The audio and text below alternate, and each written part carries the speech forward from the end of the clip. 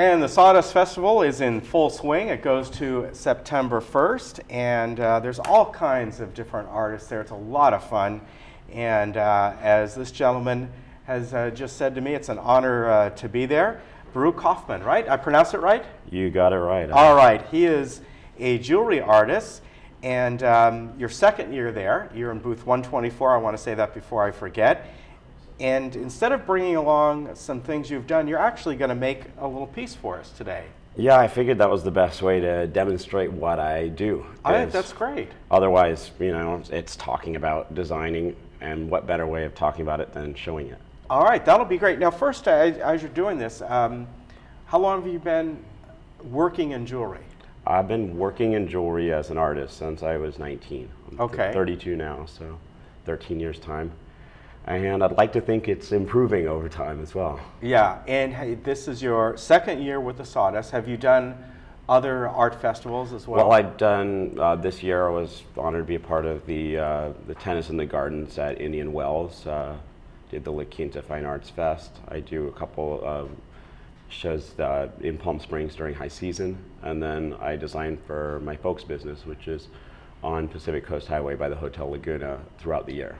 Okay, and their business is jewelry as well? Yeah, it's called Gem Mountain Studios, and I manage that company when I'm not doing my own thing. All right, very good. Well, let's see what you're going to make here. Okay. And you've got a couple little, yeah, they're, I don't know exactly what these are. Aquamarine, is that? It's actually blue topaz. Oh, okay. And then I've got something called a sunset topaz, where you take a golden topaz, and then they're flash fired in gold, and the gold creates rainbows on the gem. Oh, wow. Sometimes you see it a little better. Yeah.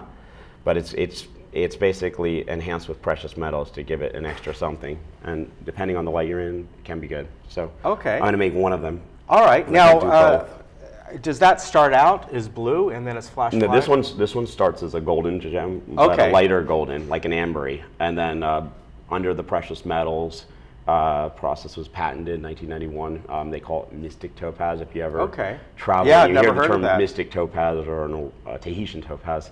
So essentially, they take a precious metal and flash it, and there's a film that coats the gem, and that creates the iridescent rainbow. It never comes off, but it's definitely an enhancement that people like. All right. So what are you going to do for us today? Well, my work is all musically inspired. I play the piano, and they're supposed to look like sheet music on a page. So, literally. Yeah, I went to your website last week. And let me try and bring it up here. And I noticed that yeah, you'll see a kind of a flowing quality with what I'm doing. Now, does that mean your family or you are musically inclined as well? Very much so. My mom's a musician. My brother, Victor, plays a few instruments. My brother, Isaac's, he plays classical guitar and DJ. So. Okay. So we have music. And then, of course, beyond it all, I love music. So. I don't know who, it's a universal language, so I really don't know how many people don't love some kind of music. So and music I feel is it's a nice certainly, correlation. I think probably the hardest art.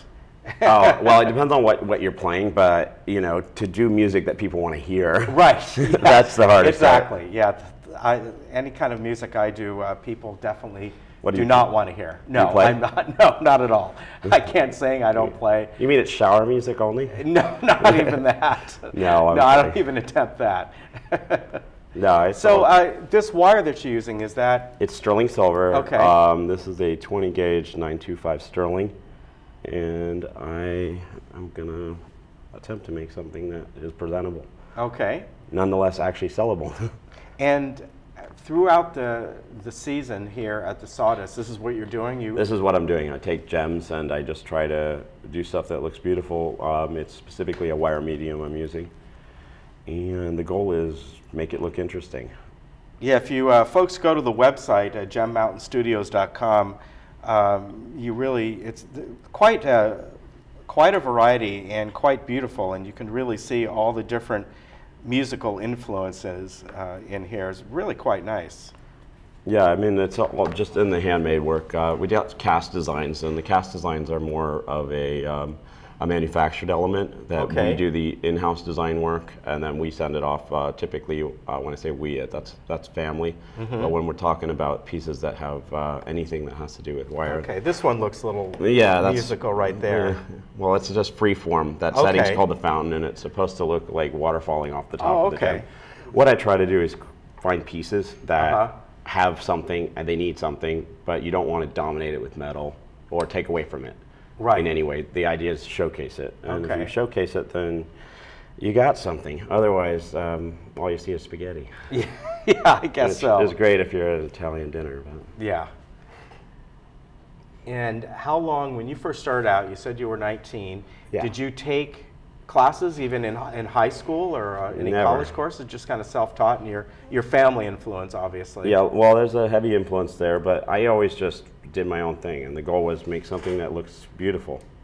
I mean, you never know. If you're me, you just want to do something unique, and I felt like I'm one of 7 kids, so it's a way to stand out. Yeah. Well, I guess if something like this, something comes out that you really don't like, you can take the gem out and start over again. I do. Although I imagine the wire you use is... I have it remelted down. If I screw it up, I will. Yeah, it's not fix cheap. It. Is this gold? This right here is 14K gold fill. This is what I'm using at Sawdust, but I also Okay. have 14K solid at need be, and Okay. that's for folks that require solid metals. Okay. Most people are pretty good with the gold fill, only for the fact that it wears the same as solid gold and costs about the same as sterling, roughly. So you get the gold effect without paying the price. Are there distributors that you go to buy the wire, the gems? Most definitely. I mean, in the case of the gems, I typically every year travel to the Tucson Gem Show in February, buy a lot of my raw materials there. Sometimes I deal directly with suppliers that I've been working with for several years now. And in some instances, I'm fortunate enough to travel and go to the sources. In the case of the gem that I'm making for you today, the stone was purchased in Brazil, and then the firing process was done in Thailand, where the cutting was done. When it comes to the gems like this, certain, I imagine topaz or wherever, they come from certain regions of the world. Brazil, typically. Okay. Best topazes are usually from South America, but there are instances of them occurring in other places, and it's just quality and consistency. Okay. And then you just, with me, this is the setting I decided to make for you today as my signature design. It's called the Lyric, and the Lyric is a design that I have found people resonate with because it resembles the G clef, and they set off the gems really nicely.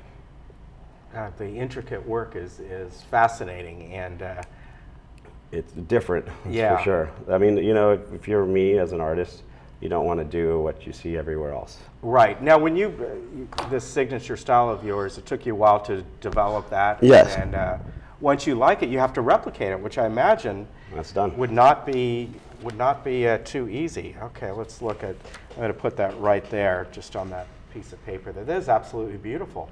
Yeah, it's it's a pendant, so you put it on a slide if you have an omega, and then I include chains at the Sawdust with my pieces. So Okay. So essentially, that's the finished product, and then in some instances I make earrings to correlate with it. Sometimes it's a statement enough that you don't need the earrings, and Yeah. you go sterling drops or white gold, what have you. What I really like about it is the delicacy of the wire that really showcases the gem and the way the light plays off both.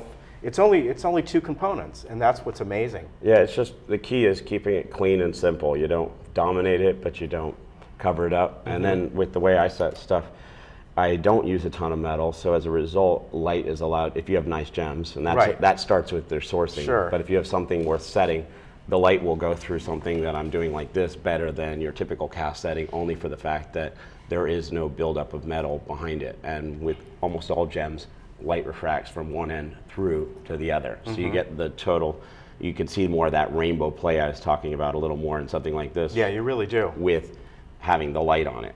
And that's the fun of this kind of setting. Now, down at your booth down there, Yes. Do you sell other things as well, like rings and necklaces? And I specialize, well, you're looking at a necklace, well, a pendant, chains come with them, so essentially a necklace. Right. I do pendants, I do earrings, and I do a small collection of rings. I try to not diversify beyond those things only for the fact that I'm good at what I'm doing and I don't want to schmutz it up by doing some designs that you're like, well, that's half-assed, this is great. Yeah. You want to kind of go with your A game, especially at an art show where you're up with people who've been doing it for longer than I've been alive.